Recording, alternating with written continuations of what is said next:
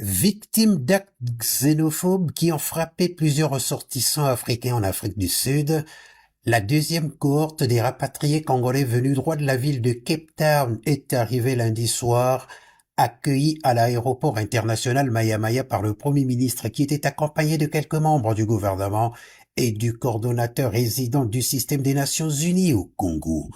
À travers cette présence, le gouvernement a tenu à témoigner la compassion et la solidarité de la nation envers ces femmes, ces hommes et ces enfants contraints de rentrer au bercail dans des circonstances bien douloureuses, laissant derrière eux tout ou presque. D'abord, je ne sais pas comment d'abord commencer ou comment dire, mais premièrement, je suis très ému, pas seulement moi, mais tout le monde. On est très fiers d'être reçus de la sorte par Monsieur le Premier ministre avec la délégation gouvernementale. Et on est vraiment émus. On nous menace dans la rue et à domicile. Quand tu sors le matin, tu te dis que tu es déjà menacé. Et quand tu es rentré le soir, il faut dire grâce à Dieu.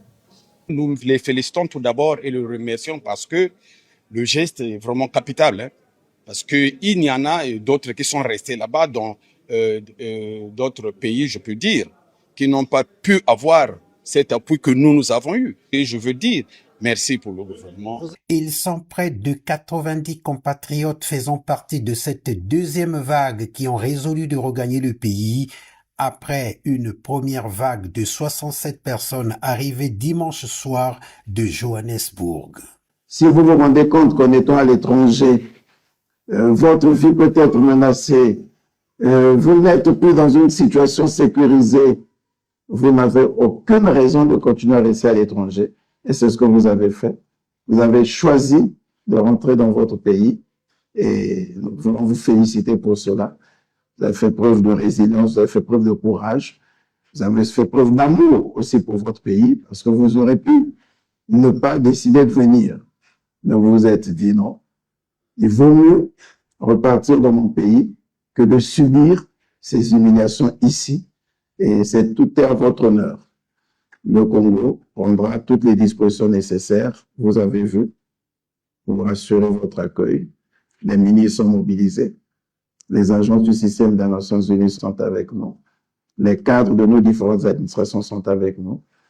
Et c'est ici l'occasion pour moi de féliciter tous les services de l'ambassade du Congo en Afrique du Sud. Ils ont fait preuve de beaucoup de promptitude, d'efficacité pour vous rassembler et vous mettre à la disposition des équipes qui ont été mises en place. Nous félicitons les services de notre compagnie nationale, la Direction générale des guerres et tous les travailleurs des guerres qui, dès l'appel du gouvernement, se sont mobilisés pour créer des conditions de ce rapatriement volontaire. Que Dieu vous donne la force, que Dieu vous bénisse, que Dieu bénisse le Congo et on vous souhaite encore une fois bon retour dans votre pays. Face à la situation, le gouvernement s'engage à assurer le processus de réinsertion sociale et professionnelle de ses compatriotes afin qu'ils puissent reconstruire leur vie dans la dignité.